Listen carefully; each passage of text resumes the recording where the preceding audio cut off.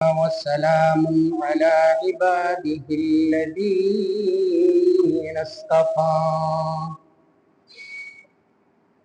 عما بعد فأعوذ بالله من الشيطان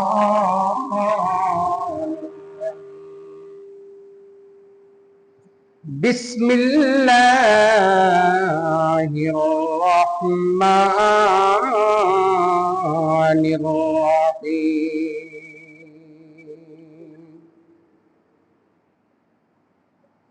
إن الله عنده علم الساعة وينزل الغيث ويعلم ما في الأرحام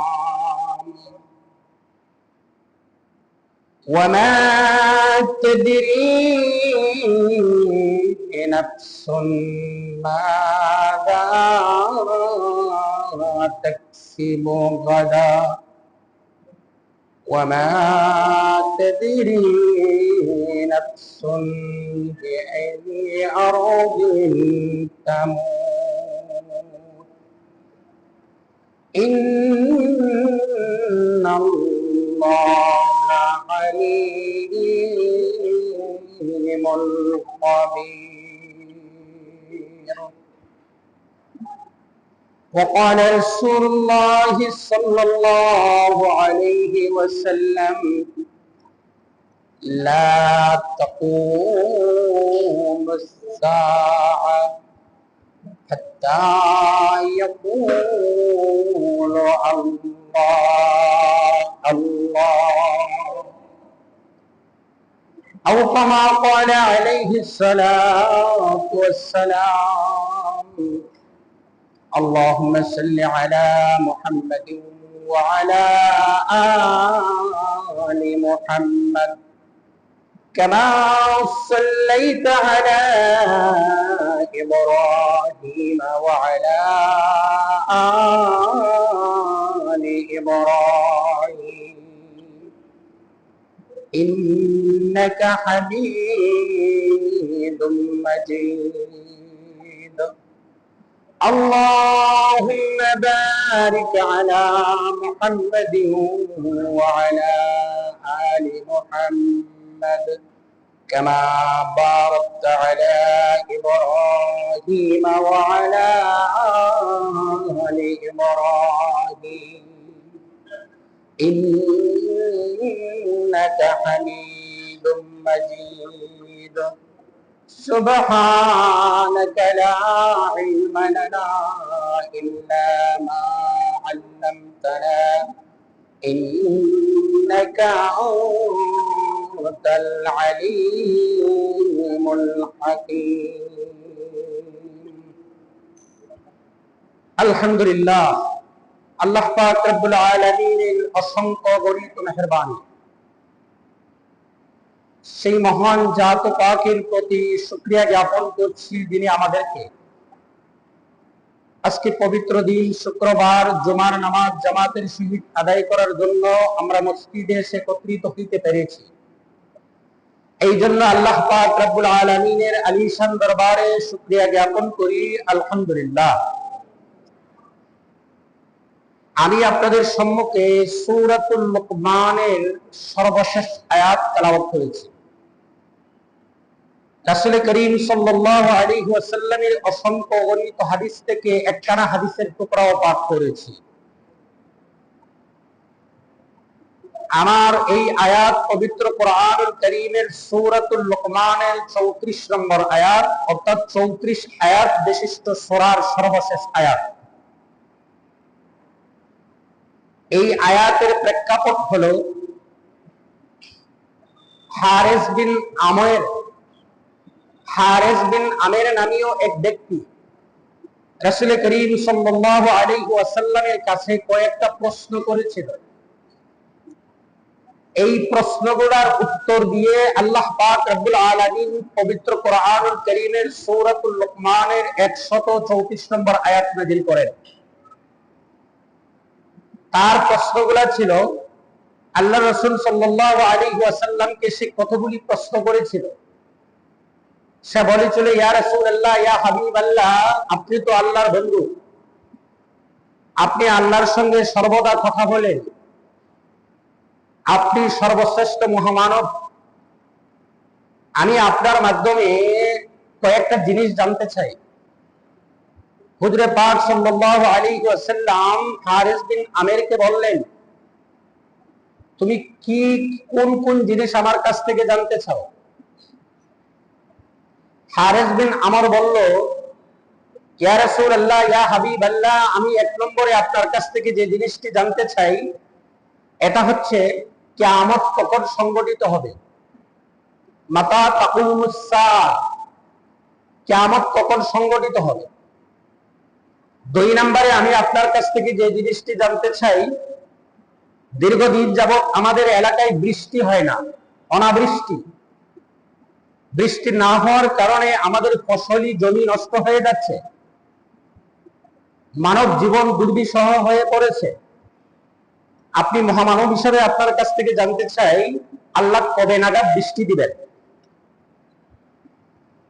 তিন নম্বরে আমি আপনার কাছ থেকে যে জিনিসটি জানতে চাই, আমার স্ত্রী অন্তঃসত্ত্বা গর্ভবতী, আমার স্ত্রীর গর্ভে আমার একটা সন্তান রয়েছে, সম্ভাবনা। আমার জানতে খুব ইচ্ছা, আমার সন্তানটা ছেলে না মেয়ে। চার নম্বরের যে জিনিসটি আমি আপনার কাছ থেকে জানতে চাই সেটা হচ্ছে, আজকে আমি কি উপার্জন করেছি, রুজি করেছি, এটা তো আমি জানি। আগামী করলেও আমি কি উপার্জন করব, আমার কি পরিমাণ উপার্জন হবে, কি উপার্জন হবে, এটা সম্পর্কে আমি আপনার কাছ থেকে জানতে চাই। পাঁচ নম্বরে আমি আপনার কাছ থেকে যে জিনিসটি জানতে চাই সেটা হচ্ছে, আমার মরণ কোন জায়গায় কি অবস্থায় হবে। বলুন, হারিস বিন আমর প্রশ্ন করছে কয়টা? পাঁচটা। রাসূল করিম সাল্লাল্লাহু আলাইহি ওয়াসাল্লাম এই প্রশ্ন শুনে বিব্রতকর অবস্থায় পড়ে গেলেন যে হারিস বিন আমিরকে এই পাঁচটি প্রশ্নের জবাবে আমি কি বলি। রাসূল যে বিব্রতকর অবস্থায় পড়ে আছেন, আল্লাহ কি দেখেন কিনা?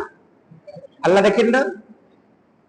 আল্লাহ জিবরিল আমিনকে ডাকিয়ে বললেন, হে জিবরাইল, তুমি আমার হাবিবের কাছে যাও। হারিস বিন আমরের প্রশ্নের সম্মুখীন আমার রাসূল, আমার হাবিব, তুমি সূরাতুল লুকমানের 134 নম্বর আয়াত নিয়ে আমার হাবিবের কাছে যাও। এই হচ্ছে সূরাতুল লুকমানের 134 নম্বর আয়াতের নাজিলের প্রেক্ষাপট। হারিস বিন আমিরের পাঁচটি প্রশ্নের জবাবে আল্লাহ ওই আয়াত নাজিল করেন। আল্লাহ বলেন, ইন্নাল্লাহা ইনদাহু ইলমুস সাআহ, কিয়ামত কখন সংঘটিত হবে এটা আল্লাহই অধিক অবগত। ওয়া ইউনাজ্জিলুল গায়থা, দুনিয়ার জমিনে বৃষ্টি কখন বর্ষণ হবে। ওয়া ইয়ালামু মা ফিল আরহাম, মাতৃগর্ভের সন্তান ছেলে না মেয়ে। ওয়া মা তাদরি নাফসুন মাযা তাকসিবু গাদা, মানুষ আগামী কল্য কি উপার্জন করবে। ওয়া মা তাদরি নাফসুন বিআইয়ি আরদিন তামুত, মানুষ কোন জায়গায়, কোন অবস্থায়, কি কোন জায়গায় মৃত্যুবরণ করবে এটা আল্লাহই কি। ইন্নাল্লাহা আলিমুন খাবীর, আল্লাহ অধিক অবগত। এই পাঁচটি প্রশ্নের উত্তর, এই পাঁচটি জিনিস পৃথিবীর কাহাকেও আল্লাহ দান করেন না। দান করেছেন কোন ফেরেশতাকে, না দান করেছেন কোন নবীকে, না দান করেছেন মুহাম্মদুর রাসূলুল্লাহর মতো শ্রেষ্ঠ মহামানবকে, না দান করেছেন কোন ওলি আউলিয়াকে, না দান করেছেন আল্লাহর কোন প্রিয় বান্দাকে। এই পাঁচটি জিনিস সম্পূর্ণ অবস্থায় আল্লাহ পাক রব্বুল আলামিন তার নিজের হাতে রেখে দিয়েছেন। এখানে আল্লাহ পাক রব্বুল আলামিন যে দৃশ্য এবং অদৃশ্যের মালিক এটা প্রমাণ করেছেন।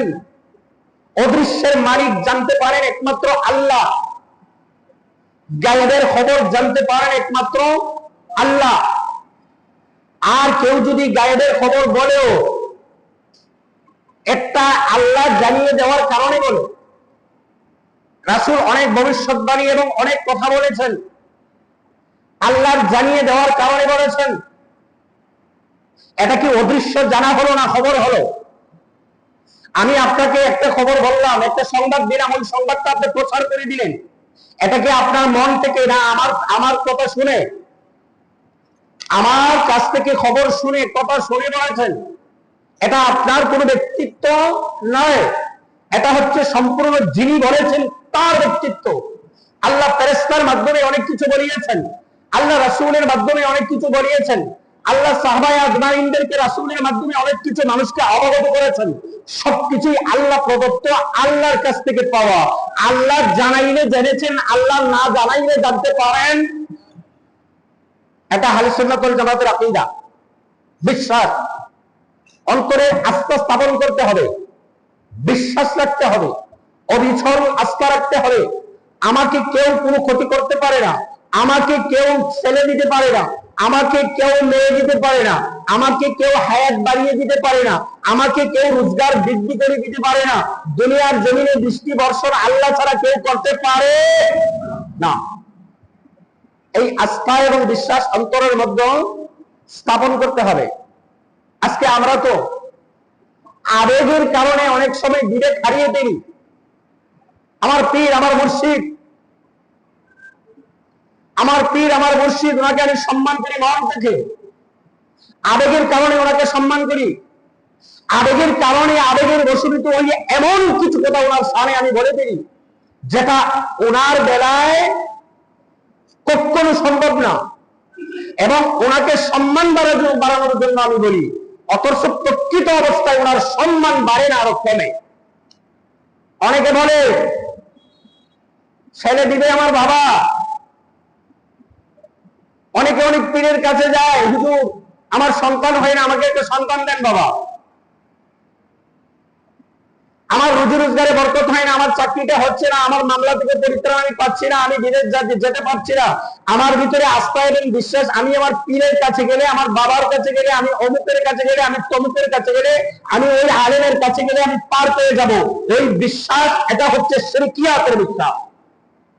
আমি ওনার কাছে দোয়া চাইতে পারি, ওসিলা তালাশ করতে পারি, কিন্তু দিবেন কে? সর্বময় ক্ষমতার অধিকারী যিনি, উনি দিতে পারেন, পৃথিবীর আর কেউ দিতে পারে না। এই বিশ্বাস, এই আস্থা,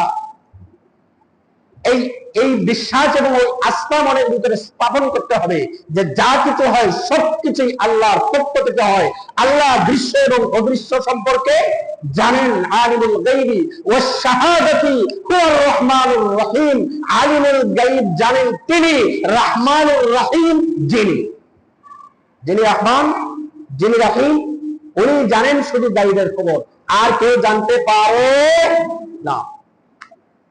তবে হ্যাঁ, আল্লাহ রাসূল সাল্লাল্লাহু আলাইহি ওয়াসাল্লামকে যখন যায়েদ বিন আমের, হারিস বিন আমের প্রশ্ন করলো, আল্লাহ রাসূল সাল্লাল্লাহু আলাইহি ওয়াসাল্লাম বললেন, হে হারিস বিন আমের, শোনো, আমি কিয়ামত কখন সংঘটিত হয় এটা বলতে পারবো না, তবে কিয়ামতের কিছু আলামত আমি তোমাকে বলে দিতে পারবো। কি বলে দিতে পারবো? কিয়ামতের আলামত। সে বলল, ইয়া রাসূলুল্লাহ, ইয়া হাবিবাল্লাহ, কিয়ামতের কি কি আলামত হবে সংক্ষেপে আমাকে একটু বলুন। আল্লাহ রাসূল সাল্লাল্লাহু আলাইহি ওয়াসাল্লাম বলেন, হে হারিস বিন আমের, শোনো, যখন দেখবে গোলাম তার মনিবকে প্রসব করছে, তখন বুঝে নিবে কিয়ামত সন্নিকট। গোলাম তার মনিবকে কিভাবে প্রসব করে? মানে গোলামের ঘরে মনিবের জন্ম হবে, গোলামের ঘরে মনিবের জন্ম হবে। ওই ধরনের ব্যবহারের যখন উঠে যাবে, তখন বুঝে নিবে কিয়ামত সন্নিকটে। এর অর্থ হলে কিছু না থেকে কিছু হয়ে যাবে, যেখান থেকে যেটা আশা করে দেন এখান থেকে উঠে যাবে, নিম্ন থেকে অনেক উচ্চ করে উঠে যাবে, অনেক উচ্চ পর্যায়ের মানুষগুলো পড়ে যাবে, আর নিম্ন পর্যায়ের মানুষগুলো উঠে যাবে।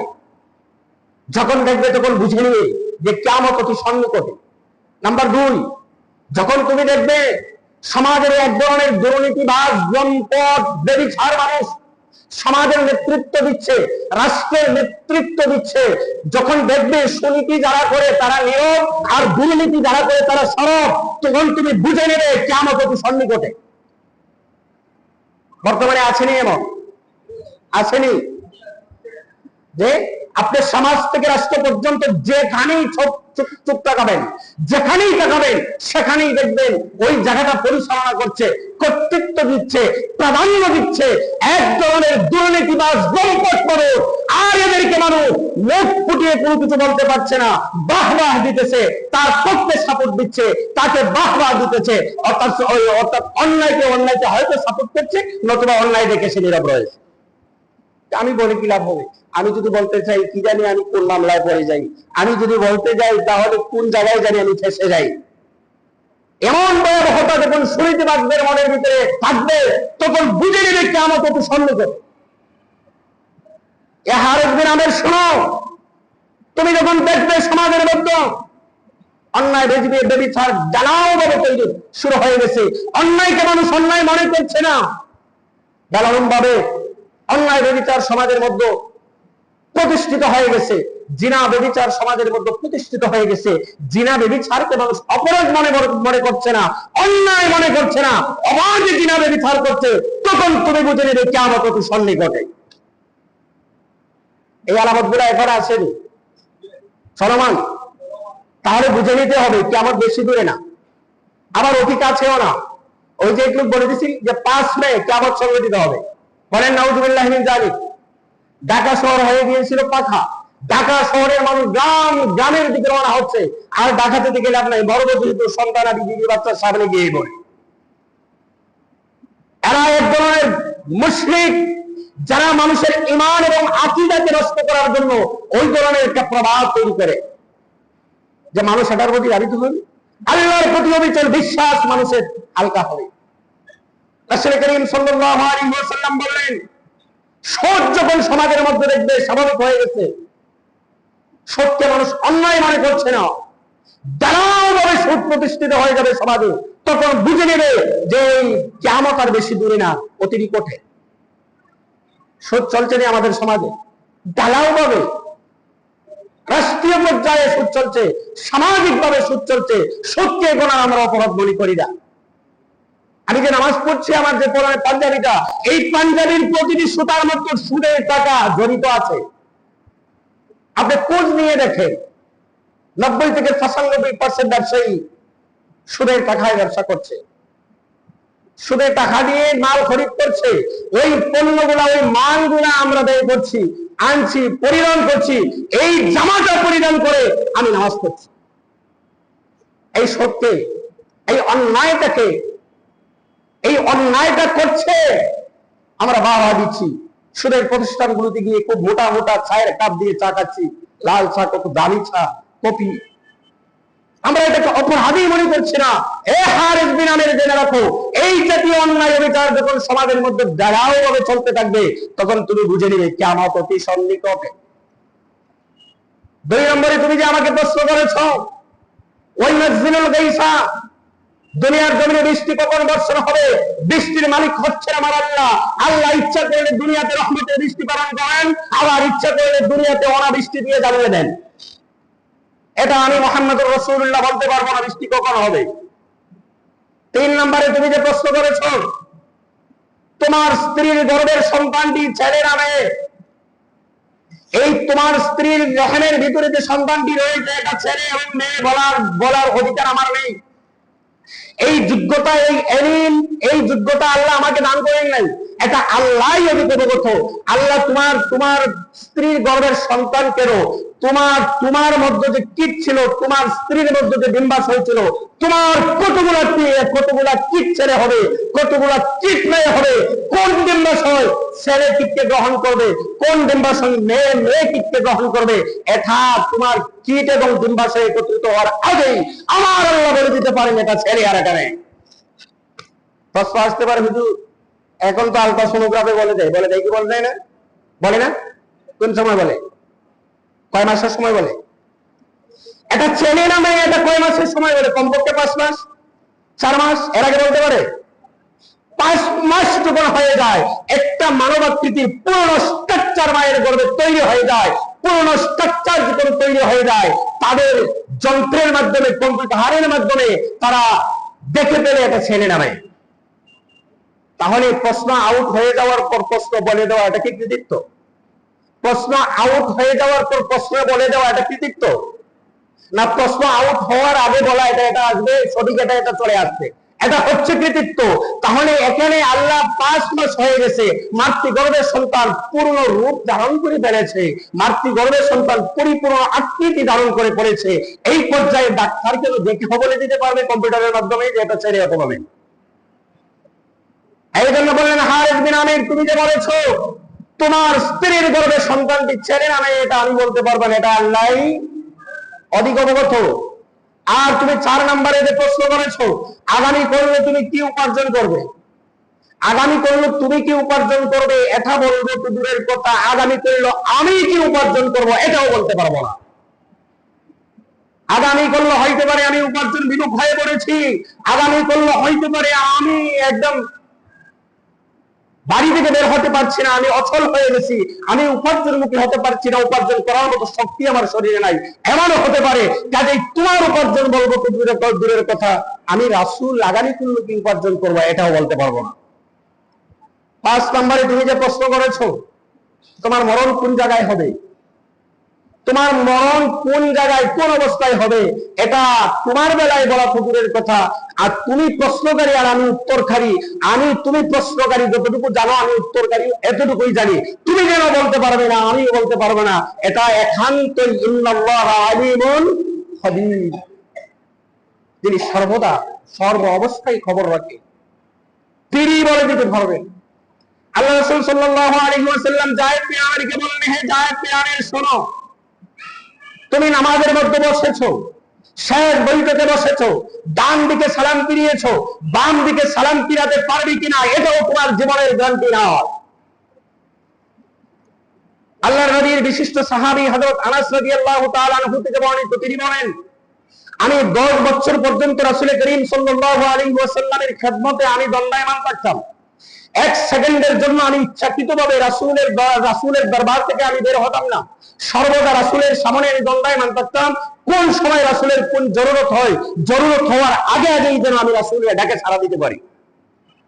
হযরত আনাস বলেন, রাসূল করিম সাল্লাল্লাহু আলাইহি ওয়াসাল্লাম প্রকৃতির ডাকে বাথরুমে যেতেন, রাসূল যখন এই প্রকৃতির ডাকে বাথরুমে যেতেন, আমি 1 মস্তক পানি নিয়ে রাসূলের রাস্তার মধ্যে দাঁড়িয়ে থাকতাম বাথরুমের সামনে। আল্লাহ রাসূল সাল্লাল্লাহু আলাইহি ওয়াসাল্লামে বাথরুমের কার্য সম্পাদন করে তড়িঘড়ি করে উনি তায়াম্মুম করে ফেলতেন।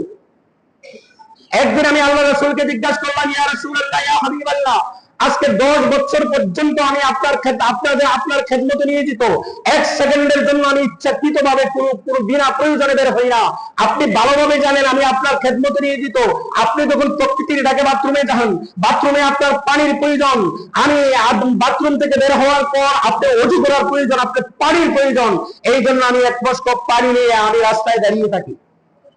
এরপরে দেখি, ইয়া রাসূলুল্লাহ, ইয়া হাবিবাল্লাহ, আপনি আমার পানির অপেক্ষা না করে আমার কাছে না এসে বাথরুম করে বাথরুমের বাইরে এসেই তড়িঘড়ি করে আপনি পবিত্র মাটি দ্বারা তায়াম্মুম করে ফেলেন, এর কারণ কি?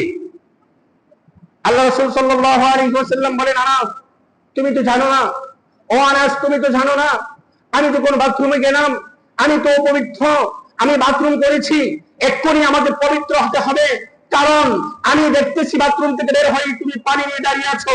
আনাস রে, আমার মন বলে তোমার কাজ পর্যন্ত আমি যেতে পারবো কিনা এটা আমার গ্যারান্টি নাই, এই মুহূর্তে যদি তোমার কাজ পর্যন্ত আমি যাই আর মধ্যখানে আমার মরণ হয়ে যায়, তাহলে আমার মরণ হবে অপবিত্র অবস্থায়, আর যাইলে আমাকে পাইবে অপবিত্র অবস্থায়, আর যাইলে আমাকে পাইবে অপবিত্র অবস্থায়, আমি আল্লাহর কাছে দাঁড়িয়ে কি জবাব দিব? অপবিত্র অবস্থায় আমি আল্লাহর কাছে কিভাবে হাজিরা দেই? এই জন্য ওই বলে আনাস, আমি তুমি মস্করিনে পানি নিয়ে দাঁড়িয়ে তো রাস্তার মধ্যে আমি দেখেও আমি তোমার অপেক্ষা করি না, তোমার অপেক্ষা না করে তড়িঘড়ি করে আমি পবিত্র মাটির দ্বারা তায়াম্মুম করে ফেলি। তাহলে হারিস বিন মালিক, তুমি জেনে রাখো, মৃত্যু তোমার কখন হবে এটা আমি বলে দিতে পারবো না, আমি নিজেই সন্দেহান, 1 সেকেন্ডের ভরসা আমি পাই না, কোন সময় আমার জীবনের শেষ নিঃশ্বাস হয়ে যায়, কোন সময় মাওলানাটাকে আমাকে সাড়া দিতে হয়। এই জন্য 24টি ঘন্টা মাওলানাটাকে সাড়া দেওয়ার জন্য সদা প্রস্তুত থাকি। ইমাম মালিক রাদিয়াল্লাহু তাআলা, ইমাম মালিক রাহমাতুল্লাহি আলাইহি মদিনার সন্তান। ইমাম মালিকের মনের ভিতরে এমন রাসূলের প্রেমিক ছিল, এমন রাসূলের আশিক ছিল ইমাম মালিক। ইমাম মালিকের জীবদ্দশায় কোনদিন জুতার পা দিয়ে মদিনার মাটির উপর দিয়ে হাঁটেন না। ইমাম মালিক ভাবতেন, আমার রাসূল এই মাটির নিচে শায়িত আছেন, আমার রাসূল এই মাটির নিচে শায়িত, আর আমি আমি আমি ইমাম মালিক কোন সাহসে ওই মাটির উপর দিয়ে জুতা পা দিয়ে হাঁটি, এই বেয়াদবিটা আমি কিভাবে করি।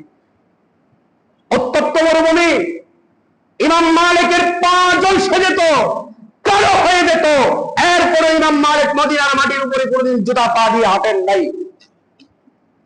ইমাম মালিকের মনের ভিতরে একটা আশা ছিল, আল্লাহ আমার মরণ যেন মদিনার মাটিতে হয়, কারণ যেই মাটির নিচে আমার রাসূল শায়িত, এই মাটির নিচে যদি আমিও শায়িত হই, আমার রাসূলের উসিলায় আল্লাহ আমাকে মাফ করে দিতে পারে। জীবনে একবার মাত্র হজ করেছেন মক্কায় এসে, দ্বিতীয়বার হজে আসেন নাই। কিন্তু ইমাম মালিক যখনই হজের মৌসুম হতো, মানুষ যখন ইমাম মালিকের বাড়ির পাশ দিয়ে যেত, ইমাম মালিকের মনের ভিতরে কান্না শুরু হয়ে যেত, আর মনে ভাবতো, আহারে বাইতুল্লাহ, আমার তো মন চায় তোর সামনে আমি তোয়াফ করি। মুসল্লি যারা আছেন নিচে জায়গা হচ্ছে না, উপরে চলে যান, উপরে পর্যাপ্ত জায়গা রয়েছে। ইমাম মালিক বলেন, এই যখন হজের মৌসুম আসে আমার মনের ভিতরে কান্না আসে। পৃথিবীর মানুষগুলা হজের উদ্দেশ্যে রওনা হচ্ছে বাইতুল্লাহর দিকে, আমি ইমাম মালিক বাইতুল্লাহে যেতে পারি না। কারণ হচ্ছে আমি বাইতুল্লাহে যে যাবো, আমি আশ্বস্ত হতে পারি না আমি বাইতুল্লাহ থেকে ফেরত আসতে পারবো কিনা। আমি বাইতুল্লাহে গেলাম হজ করার জন্য, এমত অবস্থায় আমার মরণ হয়ে গেল। আমার যদি মরণ হয়ে যায়, আমার যে মনের ভিতরে আশা আমি মদিনার মাটিতে যেন আমার মরণ হয়, আমার মরণটা তো মদিনার মাটিতে হবে না, আমার আশাটাও পূর্ণ হবে না। ইমাম মালিক বলেন, হজের মৌসুম আসলে আমি অন্তরটাকে মানাতে পারি না, মানুষ দলে দলে রওনা হয় মক্কার দিকে, আমি মদিনায় বসে থাকি একটি মাত্র আশা পোষণ করে, একটি মাত্র মনের ভিতরে আশা আমার মরণটি যেন মদিনার মাটিতে হয়। ইমাম মালিক বলেন, এক বছর দেখা গেল ইমাম মালিকের গোষ্ঠীর লোকেরা, অনেক লোকেরা এসে ইমাম মালিককে বলল, ইমাম মালিক, আমরা আপনার কাছে এসেছি, আপনি একজন বয়োজ্যেষ্ঠ মুরব্বী এবং বুজুর্গ ব্যক্তি, মক্কা মদিনার সবচেয়ে বড় বুজুর্গ আপনি, আমরা এবছর চাইতেছি আপনার মুআল্লিমের মাধ্যমে আপনাকে নিয়ে পুরো মক্কা তোয়াফ করবো আমরা। ইমাম মালিক বললেন, আমারও তো মন চায় মক্কাতে যাই, আমারও তো মন চায় বাইতুল্লাহ তোয়াফ করি, কিন্তু আমি যেতে পারি না। আমার মনের ভিতরে আসা আমার মরণটি যেন মদিনার মাটিতে হয়। আমি যদি বাইতুল্লাহে যাই হজ করার জন্য, এখানে গিয়ে যদি আমার মরণ হয়, তাহলে তো আমার আশা পূর্ণ হবে। ইমাম মালিক রাত্রের বেলা ঘুমিয়েছেন, হঠাৎ করে স্বপ্নে দেখেন ইমাম মালিকের ঘরে মুহাম্মদুর রাসূলুল্লাহ আগমন করেছেন। মুহাম্মদুর রাসূলুল্লাহ যখন আগমন করেছেন, ইমাম মালিক মুহাম্মদুর রাসূলুল্লাহকে সালাম জানিয়েছে। সালাম জানিয়ে বলতেছে, ইয়া রাসূলুল্লাহ, ইয়া হাবিবাল্লাহ, আপনি যে মাটির নিচে শায়িত আছেন, আমার মনের ভিতরে আবেগ, আপনার ওই মাটির নিচে যেন, ওই মাটির নিচে যেন আমিও শায়িত হই, আমার মরণ যেন মদিনার মাটিতে হয়। কিন্তু রাসূল, যখন এই হজের মৌসুম আসে, মানুষ যখন দলে দলে হজে যায় মক্কার দিকে, আমি মক্কায় যেতে পারি না, আমি মক্কায় যেতে পারি না। ওই আশাটুকু অন্তরে ধারণ করছি যে আমার মরণটি যেন মদিনার মাটিতে হয়। আল্লাহ রাসূল ইমাম এখন, ইয়া রাসূলুল্লাহ, আপনি আমাকে বলে দিন আমার মরণ কবে হবে, কোন জায়গায় হবে। রাসূল সাল্লাল্লাহু আলাইহি ওয়াসাল্লাম কোনো কথা না বলে হাতের 5টি আঙ্গুল উত্তোলন করে দেখালেন। ইমাম মালিক সকালে ঘুম থেকে উঠলেন, উঠিয়া মনে মনে ভাবতেছেন, রাসূল যে 5টি আঙ্গুল উত্তোলন করে দেখালেন, মুখে কোনো কথা বললেন না, এর দ্বারা কি আমার হায়াত আর 5 দিন বাকি, এর দ্বারা কি আমার হায়াত আর 5 সপ্তাহ বাকি, এর দ্বারা কি আমার হায়াত আর 5 মাস বাকি, এর দ্বারা কি আমার হায়াত আর 5 বছর বাকি, কোনটা বুঝবো। ইমাম মালিক দ্বিধাদ্বন্দ্বের মধ্যে পড়ে গেলেন, চিন্তায় পড়ে গেলেন। ওনার একজন শাগির্দকে ডাকলেন, খাদেমকে ডাকলেন, ডাকিয়ে বলতেছেন, ও খাদেম, তুমি যাও, তৎকালীন মদিনার সবচেয়ে একজন বয়োজ্যেষ্ঠ মুরব্বী এবং তৎকালীন সবচেয়ে বড় একজন আলেম বুজুর্গ ব্যক্তি, ওনার নাম ছিল মুহাম্মদ ইবনে সিরিন, তুমি মুহাম্মদ ইবনে সিরিনের দরবারে যাও, গিয়ে বলো এক লোক রাসূলকে স্বপ্নে দেখছে, দেখার পর সে জিজ্ঞাসা করছে তার মরণ কবে হবে। রাসূল মুখে কোনো কথা বলেন নাই, 5টা আঙ্গুল উত্তোলন করে দেখালেন, এই 5 আঙ্গুলের দ্বারা 5 দিন, 5 সপ্তাহ, 5 মাস, 5 বছর, তার হায়াত কতদিন বাকি। তবে আমার নাম বলল না। ওনার শাগির্দ যখন গেল, গিয়ে মুহাম্মদ ইবনে সিরিনকে জিজ্ঞাসা করছে, মুহাম্মদ ইবনে সিরিন, এক লোক স্বপ্নে দেখেছে রাসূলকে স্বপ্নে দেখে জিজ্ঞাসা করছে, ইয়া রাসূলুল্লাহ, ইয়া হাবিবাল্লাহ, আমার মরণ কবে হবে। ওই রাসূল কোনো কথা না বলে 5টা আঙ্গুল উত্তোলন করে দেখালেন, এর দ্বারা কি ওই লোক আর 5 দিন বাঁচবে না, 5 সপ্তাহ না, 5 মাস না, 5 বছর, কোনটা। মুহাম্মদ ইবনে সিরিন বলে এই স্বপ্ন কে দেখছে? এই শাগরেদ বলে যে স্বপ্ন দেখছে এ বলছে নাম না বলার জন্য। না, নাম না বললে তোমার স্বপ্নের তাবিরও বলা যাবে না, তাহলে তো আর ওনার অনুমতি দিতে হবে। আবার চলে আসলো ইমাম মালিকের কাছে। ইমাম মালিক বললেন যাও গিয়ে বলো আমি দেখছি স্বপ্নে। গিয়ে মুহাম্মদ ইবনে সিরিনের দরবারে গিয়ে বলতেছে, এ মুহাম্মদ ইবনে সিরিন, ওই স্বপ্ন দেখেছে ইমাম মালিক। মুস্কি হাসতেছে মুহাম্মদ ইবনে সিরিন, বলতেছে, হে শাগরেদ তুমি শোনো, এত বড় স্বপ্ন, এত সুন্দর স্বপ্ন পৃথিবীর কোনো মানুষ দেখতে পারে না ইমাম মালিক ছাড়া। এই স্বপ্ন ইমাম মালিক ছাড়া আর কেউ দেখতে পারে না। তুমি ইমাম মালিককে বলে দাও, ইমাম মালিকের স্বপ্নের তাবির হচ্ছে সূরাতুল লুকমানের 134 নম্বর আয়াত। আল্লাহ বলেছেন, ইন্নাল্লাহা ইনদাহু ইলমুস সাআ, কিয়ামত কখন সংঘটিত হবে আল্লাহই ভালো জানেন। ওয়া ইউনাজ্জিলুল গায়সা, দুনিয়াতে কখন বৃষ্টি বর্ষণ হবে। ওয়া ইয়ালামু মা ফিল আরহাম, মাতৃগর্ভে সন্তান ছেলে না মেয়ে। ওয়া মা তাদরি নাফসুন মাযা তাকসিবু গাদা, যে মানুষ আগামী করলে কি উপার্জন করবে। ওয়া মা তাদরি নাফসুন বিআইয়ি আরদিন তামুত, মানুষ কোন জায়গায়, কোন অবস্থায়, কি অবস্থায়, কোন জায়গায় কিভাবে মরণ হবে পৃথিবীর কেউ বলতে পারে না। ইন্নাল্লাহা আলিমুল খাবীর, একমাত্র উনি জানেন যিনি আলিমুল খাবীর। আসল আমরা এই সূরাতুল লুকমানের এই 134 নম্বর আয়াতের আলোকে ঈমানটাকে আরো বেশি মজবুত করি, আল্লাহর প্রতি অবিচল বিশ্বাস স্থাপন করি, আর অন্যগুলা বিশ্বাস, গায়রুল্লাহর বিশ্বাসকে অন্তর থেকে দূরীভূত করি। আল্লাহ পাক রব্বুল আলামিন আমাদেরকে বুঝায় এবং আমল করার তৌফিক দান করুন। ওয়া আখিরু দাওয়ানা আলহামদুলিল্লাহি রাব্বিল আলামিন।